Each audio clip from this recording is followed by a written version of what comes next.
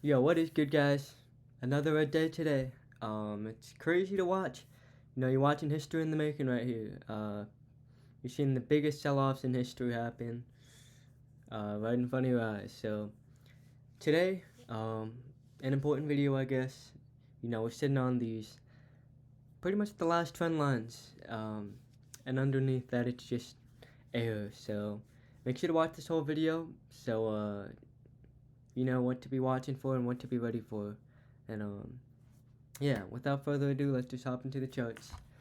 Make sure to show this video some love. Subscribe, so you know where we're gonna be going and what to be prepared for. So right now we're just gonna be looking at some really important trend lines and some levels I've been watching for a while now that we have hit today. And yeah, so to start, you know, I've been watching this, specifically this line right here.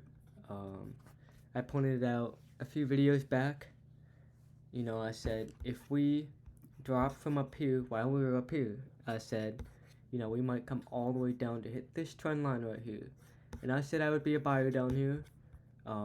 I said we could pull back and test this trend line, and I said I'd be a buyer there. And that's what we hit today.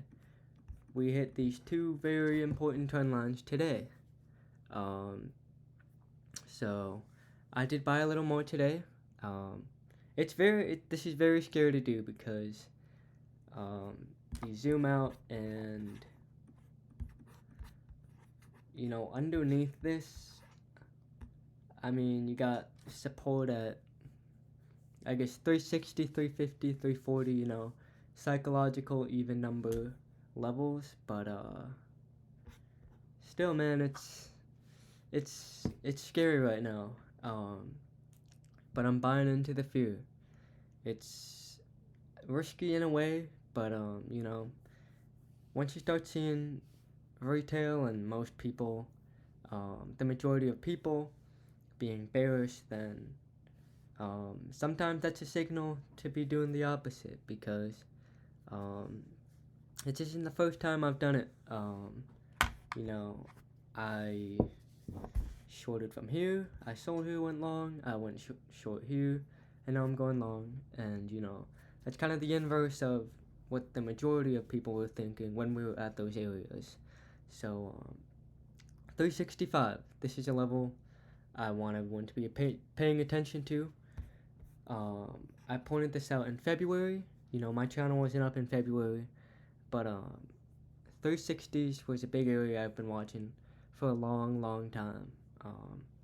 It's been a long 4 months, but we're finally here.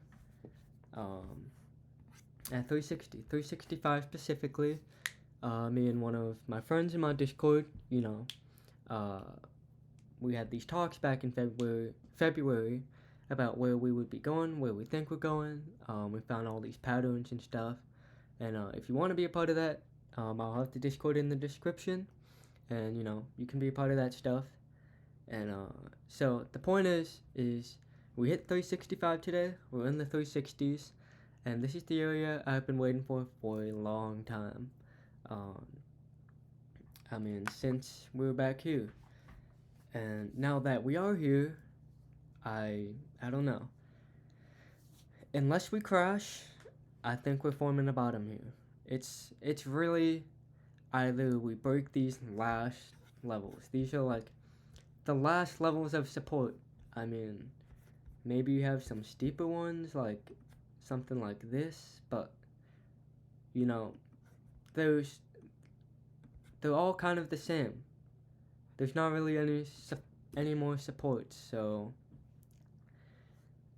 you just gotta kind of weigh the odds for yourself.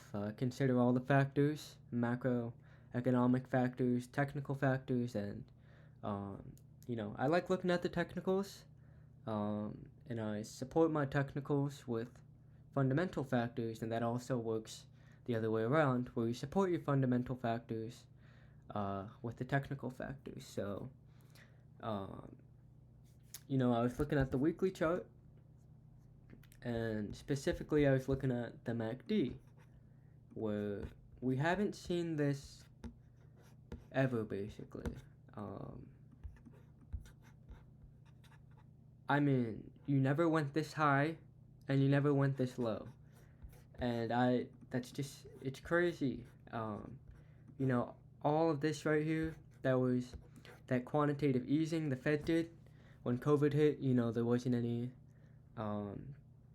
what's the word? You know, there wasn't really any activity in the economy. Everyone was stuck in their homes. No one was spending or anything, and the market just kept plummeting. So the Fed came in, like they did in 2008, and you know, basically saved it. And this move right here, you know, you should all know where this is coming from, and if not, everything was overvalued. You know, all that money they pumped in, at some point that had to be stopped and ultimately reversed, and so now they're doing the opposite, quantitative tightening. And personally, I don't think we will see the effects of that for a few months. I mean, this is a nasty drop. We're crashing. You know, if you're looking at the markets the past few days, just gap down after gap down. And specifically this morning, yesterday, I did say I thought we would continue up. But in futures, we didn't hold around 380, and that was an important level. And we didn't hold it. And we gapped down like 2% or something like that. So it's crazy to watch. You don't really see stuff like this happen this often. And you know, important lines that I pointed out yesterday in yesterday's video, we're gonna take a look at today, see how they were relevant. Because I said these are gonna be relevant lines. And let me put those up. So you know, you had these ones are important. These are, in my eyes, the most important trend lines to be watching right now, because these are basically the last supports. Underneath that, it's air. So you know, I think there's a good chance we could be bottoming here. We hit my level at 365, in the 360s. You're on these supports that were to oversold. The MACD's at levels you've never seen before. But if something's gonna make this crash, it's the fundamentals, not the technicals. The technicals point to a bounce. The technicals point to a bounce, a big one. And the fundamentals, you know, they aren't looking too great. But all of those factors that are putting pressure on the markets, like oil, inflation, the yields, all of that seem to be at a point where they could start turning soon. So right now, the fear is peaking. You know, everyone's terrified that we're about to crash, but we kind of already crashed. Like, look at the chart. We have crashed. And that doesn't mean we can't crash more. I think there's definitely a little more downside, but I think next week, maybe even tomorrow, Friday, we start to see some strength or some bottoming. You know, especially with I believe 3.4 trillion in options expiring, and that's gonna move the market, and it's gonna go one way or the other. And we have already moved one direction. Like, look, down, down, down, down, down. These are the levels that we want to be watching. So those trend lines I had up yesterday, I'm gonna put on. It was this one lines up with that gap. I think it might look better on the 4-hour maybe. Yeah, so you have this trend line and this one. Yeah, where I line it up with the top part of the gap and this, and we got rejected there. I said I'm also worried that maybe we get rejected at this gap, which happened, and we gapped down, we didn't hold 380, and we fell more. So that did happen. I really wasn't expecting that to happen, but looking back, it kind of makes sense. You had everyone thinking we would be bullish after FOMC after that kind of move, and so looking back, it did kind of make sense to trap all these people. But we hit 365, and I bought some more, because how much longer can we do this for? The technicals point to a bounce, the fundamentals point to oblivion, but I think we've crashed a good amount for now.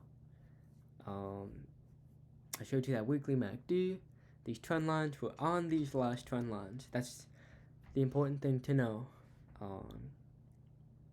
Yeah, it's up to you to weigh your odds. I do think there could be a little more downside, but I showed you these trend lines, and I don't know.